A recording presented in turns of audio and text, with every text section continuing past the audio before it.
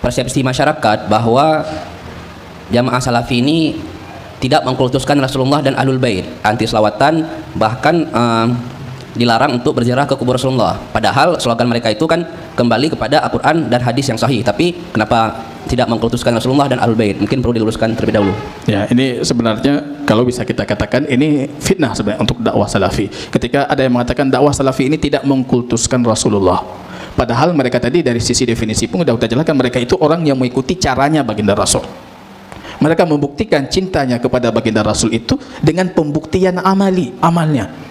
Qul in kuntum tuhibbunallah fattabi'uni. Katakan kepada mereka, wahai Muhammad, kalau sekiranya mereka mencintai Allah, mencintai Rasul, maka mereka harus mengikuti Rasulullah. Kalau kata Imam Hasan Al-Basri, ini ayatul ibtila, ayat ujian, ayat cobaan. Anda menguji cinta seseorang itu cukup dengan membuktikan dia itu mengikuti Rasul atau tidak. Kalau ada orang mengatakan aku mengikuti Rasul, ya, aku mencintai Rasul, kemudian tidak mengikuti petunjuk Rasul, itu dipertanyakan cintanya apa.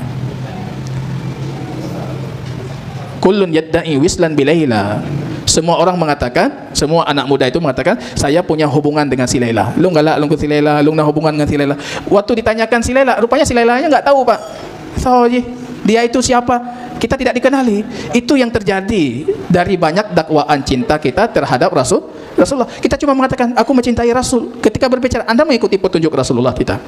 Rupanya kita dapati tidak mengikuti petunjuk baginda Rasul. Berarti itu cuma dakwaan cinta saja. Cinta kita itu tidak benar.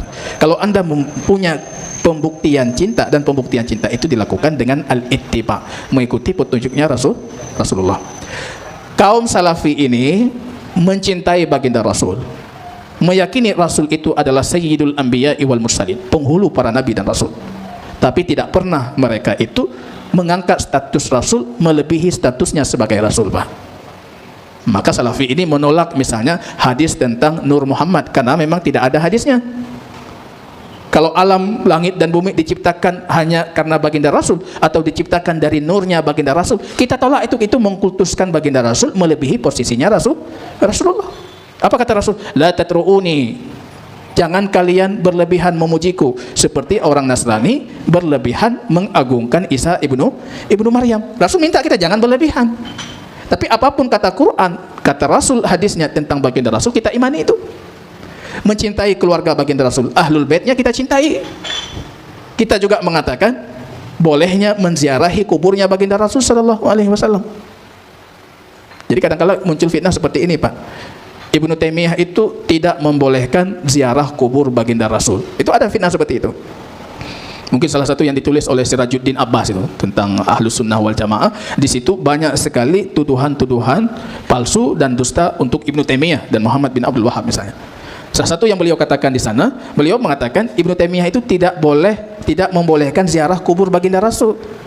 Padahal kalau kita baca di Majmu' Fatawa, kitabnya Ibnu Taimiyah, justru beliau membolehkan.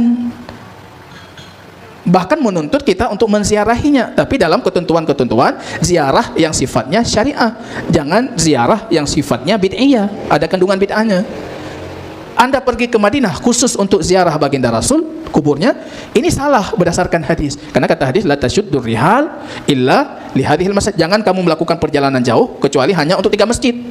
Perjalanan ibadah cuma boleh kita lakukan untuk 3 masjid. Masjid Aqsa, Masjid Nabawi, Masjid Haram. Jadi ketika kita kunjung ke Masjid Nabawi, kita ikuti dengan kunjungan kubur baginda Rasul, tapi tidak dikhususkan berkunjung ke kubur baginda Rasul. Itu yang disalahkan oleh Ibnu Taimiyah. Jangan digeneralkan. Kalau kita general Ibnu Taimiyah itu tidak bolehkan kita ziarah kubur baginda, salah. Dan beliau justru mengingkari itu. Jadi kita lihat kalau dalam perihal mencintai Rasul, mencintai Ahlu Bait baginda Rasul, ada kelompok yang ekstrim kanan, ada kelompok yang ekstrim kiri. Ada kelompok Syiah yang menjadikan anak keturunan baginda Rasul itu di atas segalanya. Mereka wali-wali Allah, mereka bisa mendapatkan ilmu gaib, mereka bisa ini, mereka bisa itu. Artinya itu ranah-ranah ketuhanan diberikan untuk ahli baitnya baginda Rasul. Ada kelompok yang kiri namanya Nawasib. Sekte Nawasib ini memerangi ahli baitnya baginda Rasul. Ahlus Sunnah tidak, Ahlus Sunnah di tengah.